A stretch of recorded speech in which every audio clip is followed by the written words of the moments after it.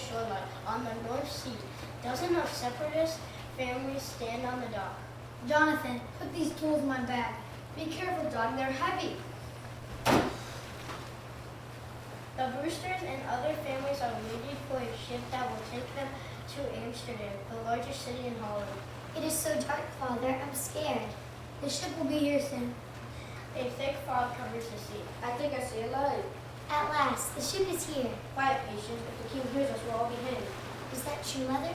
Jonathan has a big imagination, but we must be careful. If any of the men are caught, Jane will have them in prison. Come aboard, everyone! English soldiers approach on horseback. The king has sent them to stop the separatists from escaping. Jonathan, hand me my musket. Mrs. Brewster turns to her husband. The soldiers have found us. We saints will all be killed. The separatists call themselves saints. In their eyes, they are God's chosen people. Be strong, Mary. The ship is here. Lift the anchor, and we're off! Wind fills the sails and the ship leaves the dock. The Brewsters are safely on board. Now the king's men can't hurt us anymore. Soon we will be free to practice our own religion as pure and simple as we like. All men are free in Holland. A cold wind blows across the deck and rain begins to fall. After a stormy voyage, the ship arrives in Amsterdam. The canals are so pretty here, and I love the clatter of wooden ships. But because of conflict with other English settlers, the separatists decide to move to Leiden, a small town in Holland. Look at all those windmills. The most important thing is that we can worship God in peace. Yes, Father, and I've made new Dutch friends. We can even speak Dutch. Goedemorgen. That means good morning. Mr. and Mrs. Brewster look at each other. Later, they talk quietly. If we stay in Holland, our children will forget the English language and all of our customs. Yes, and it is difficult to make a living here. Most of the separatists grew up on farms. In Leiden, they work in cloth mills.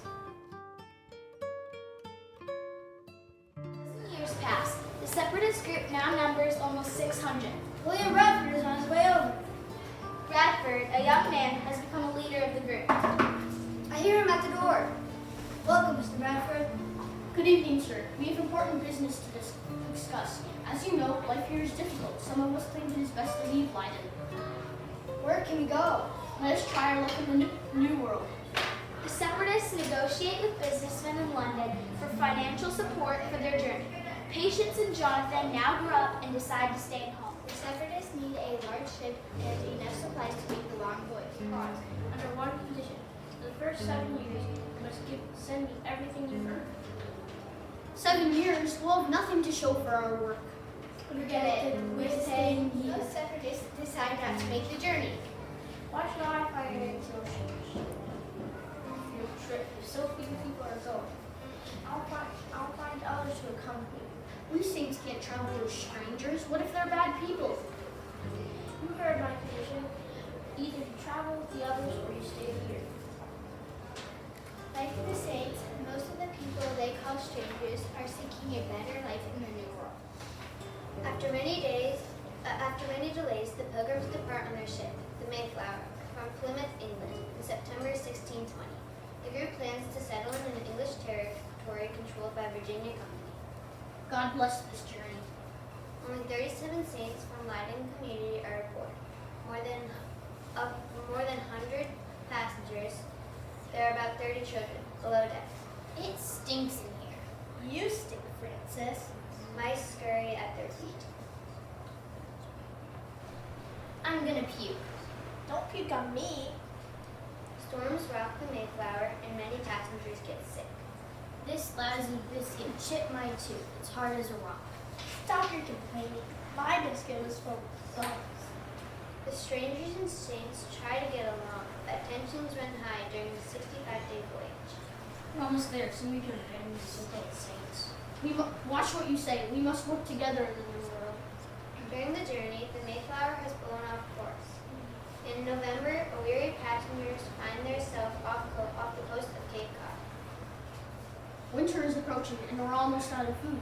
Why don't we stay here? All right, but we had better establish some laws. Don't forget, we're on our own. Who knows how much we can trust these strangers? The leaders of both groups come to an agreement.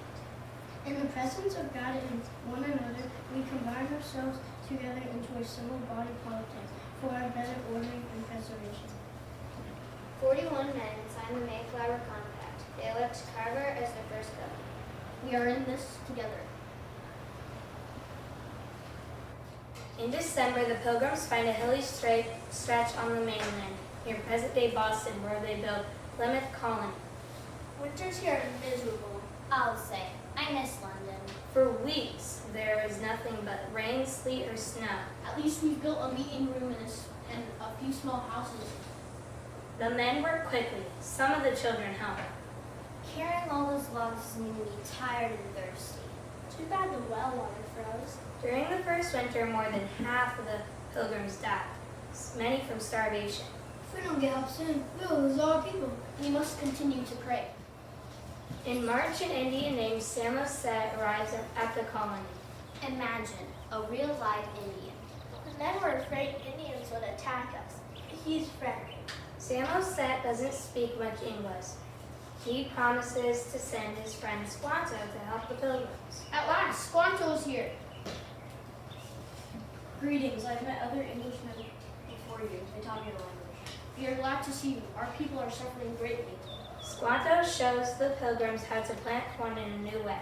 In each row, he buries small fish. Will the corn smell bad? Not at all. The fish will help corn grow. It's a fertilizer.